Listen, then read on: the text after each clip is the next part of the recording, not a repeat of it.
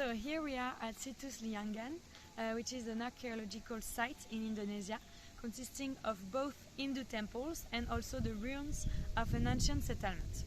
So, where is it located? It is located at the west of Mount Sundoro, near the small village of Liyangan, in the Ngadirejo district.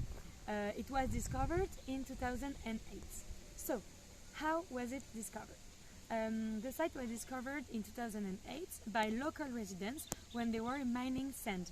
So here the people generally earn their livings as farmers and sand miners. So the discovery of the site began when local residents dug sand in the area. They found the temple at a depth of 8 meters below ground level. The discovery was later followed up by the Temanggung Regency government by conducting an inspection of the site. This area was then excavated by the Yogyakarta Archaeology Center with the aim of observing the potential for new discoveries. Let's talk about the history of the site.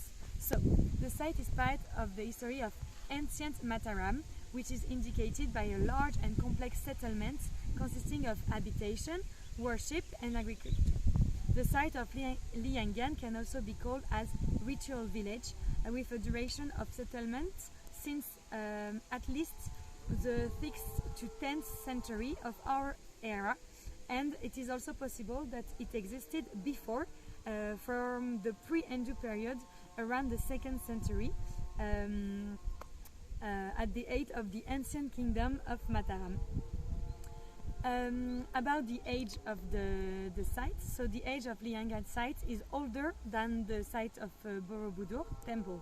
It has every month around 1,000 visitors, and from the archaeological research that were made, we can know that this ancient kingdom was built during the ancient era of Mataram.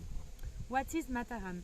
The Sultanate of Mataram was the last major independent Javanese kingdom on the island of Java before it was colonized by the Dutch. It was a dominant political force radiating from the interior of central Java from the late 16th century until the beginning of the 18th century. Now let's talk about how the site is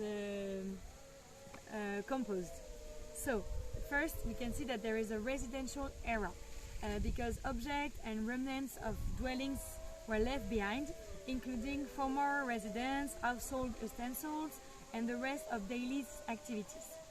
That's an illustration for us. That's an illustration of the shape of the house at the time and how the family behaved.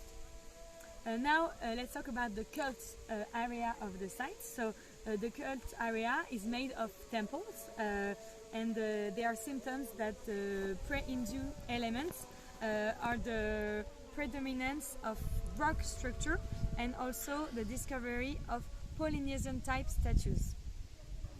And now finally some elements about economic.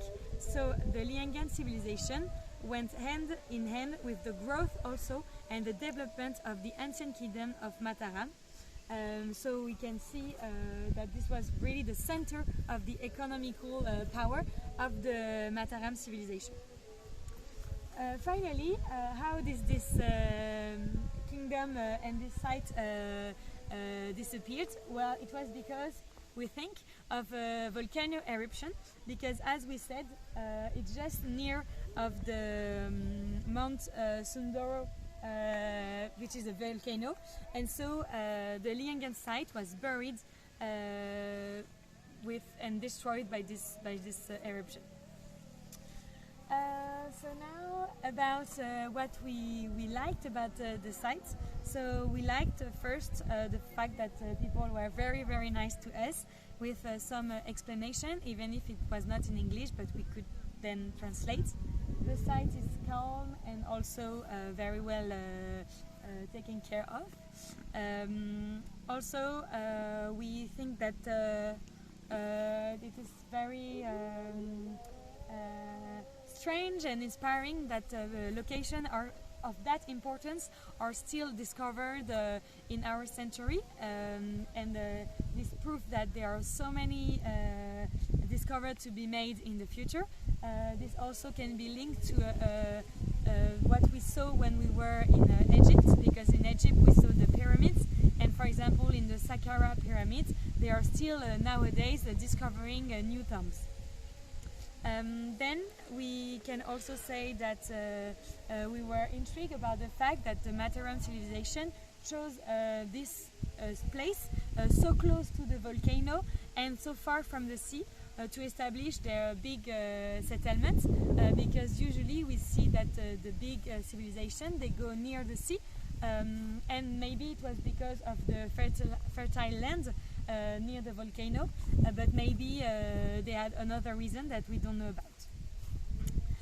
Finally, let's talk about what we did not like. So first, the fact that there were not that much explanation about which part, for example, is which parts, apart from a small Indonesian cards, but we could not read. And also we find that this site is not the most spectacular we've seen at first, and that maybe that there are still more discoveries to be made on this site to discover more of the settlements.